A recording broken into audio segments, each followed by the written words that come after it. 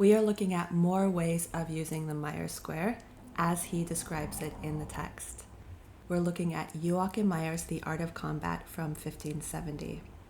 A quick recap using this diagram, we are starting with the outermost circle and doing cuts in order of 1 to 2 to 3 to 4.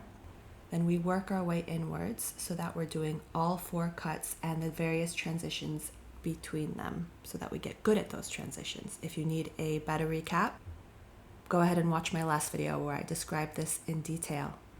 So in the upper 2 quadrants, we are doing descending cuts or Oberhaus or parries, but we'll look at that a little bit later. The bottom 2 quadrants, we're doing ascending cuts or Unterhaus.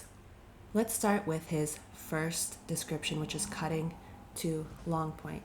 So he talks about doing 3 slashes upward to get your opponent out of the way, basically creating space. Here I'm working through the diagram, and when I'm doing my Oberhaus, I'm cutting to long point. When I'm doing my Unters, I'm cutting to Ochs and keeping my cross guard high the entire time so that I am prepared to parry and so that I am defended. Let's move on to doing parries. He talks about using this diagram to practice defending yourself against somebody who is the aggressor as well. So first you're creating that space, you're on the defense, and you're just doing simple parries following the order to all 4 windows.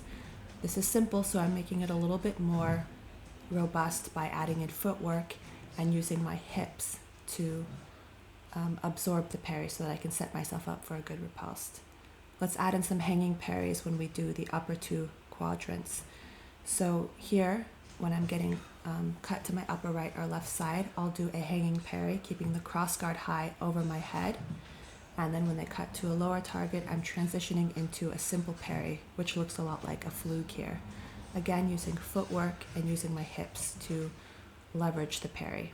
Okay, let's look at some more interesting variations. So here we're going to parry every third. So basically you're cutting to windows 1 and 2, but then when you go to cut to window 3, you're the one being attacked, so you have to parry that before you can riposte to window 4. Ideally here you should be very quick on the parry 3 to riposte 4. This is my first time doing it, so I'm still figuring it out, and I just wanted to give you an idea. You can do this with a long edge, short edge. He describes doing it with the flat. You can change it up so that you're parrying maybe number 2 or parrying number 3 and 2.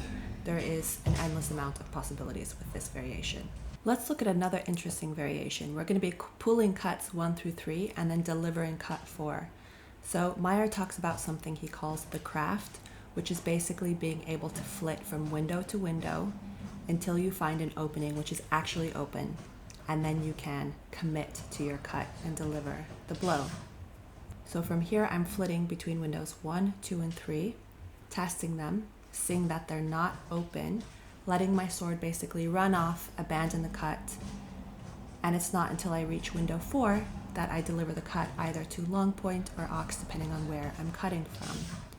Here you want to be quick, you want to be light, and you want to basically flit as he describes it. So I'm showing this one last time.